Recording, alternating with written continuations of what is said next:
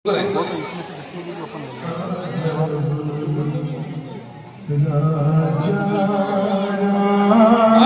बहुत बहुत धन्यवाद। चलो आपको आदेश अरे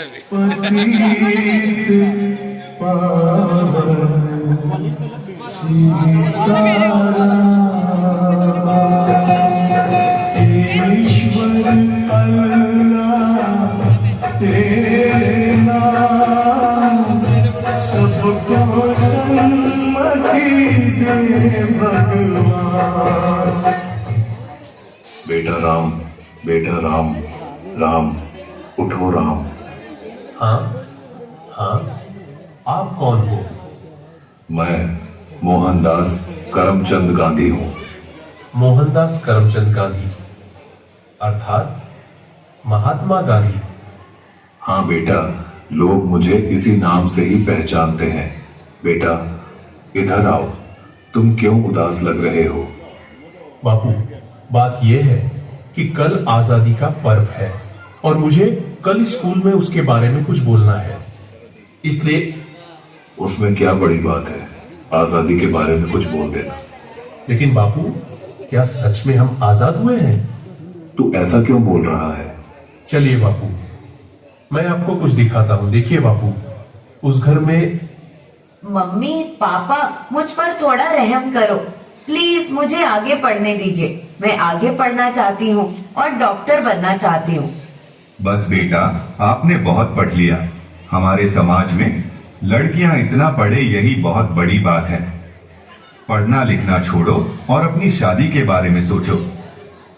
क्या मुझे पढ़ने लिखने की और मेरे सपने पूरे करने की भी आजादी नहीं मिलेगी? आइए बापू, उस घर में भी देखते हैं।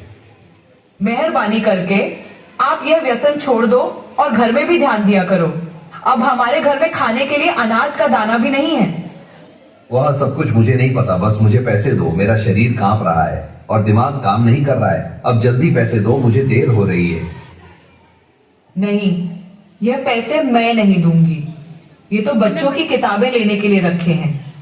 चुपचाप मुझे पैसे दो और यहाँ से हटो, मुझे जाने दो।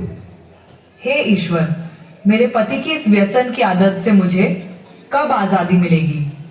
बापू, और आगे चलिए, मैं आपको एक रिश्वतखोर अधिकारी बताता हूँ। साहब, कई दिनों से मैं आपकी ऑफिस के चक्कर लगा रहा हूँ, अब तो मेहरबानी करके मेरा काम कर दीजिए। अरे भाई, कितनी बार बोलूं तुझे, तेरा काम बहुत कठिन है और बड़े साहब मना कर रहे हैं। तुझे जो समझाया है ऐसे करो ना भाई। लेकिन साहब, मेरे सभी कागज ठीक है और मैं अपना हक पाने का हकदार हूँ, तो मैं रिश्वत क्यों दूं? अब तो सत्यवादी हरिश्चंद्र बनकर तुम्हारी सब फाइलों को लेकर इधर उधर फिरते रहो, जाओ, तुम्हारा काम नहीं होगा। हे ईश्वर, हमारे जैसे ईमानदार लोगों को ऐसे रिश्वतखोर अधिकारियों से कब आजादी मिलेगी? चलो बापू, आगे। अरे भैया, ठीक से तोल माप किया करो। गेहूं और चावल तो मिले, पर दूसरी चीज कहाँ पर है? अरे भैया, आपको जल्दी आना चाहिए ना। बाकी सामान तो सब खत्म हो गया है। आगे से ही कम सामान आया था, उसमें हम क्या कर सकते हैं? आपने तो कल ही सामान देना शुरू किया है, तो खत्म कैसे हो सकता है? अरे यहाँ से निकलो भैया, और लोग भी लाइन में राह देख रहे हैं। आपको जो शिकायत है वह बड़े अधिकारी से जाकर करना। हे भगवान, हम गरीबों को ऐसे अनाज की तस्करी करने वाले लोगों से कब आजादी मिलेगी? देखा ना बापू आपने, क्या आपको लग रहा है कि सच में हमारा देश आजाद हुआ है? आज के समय में भी लड़कियों को पढ़ने की आजादी नहीं है। आज के समय में बहुत सारे लोग व्यसन के अधीन होकर अपने घर की जिम्मेदारी को भूल रहे हैं। यहाँ पर सरकारी अधिकारी भी रिश्वत लेकर अपना काम करते हैं। अनाज बेचने वाला भी अनाज की तस्करी करके गरीबों का अधिकार छीन रहे हैं। क्या हम सच में आजाद हुए हैं? हमें देख ली है आजादी हर हाल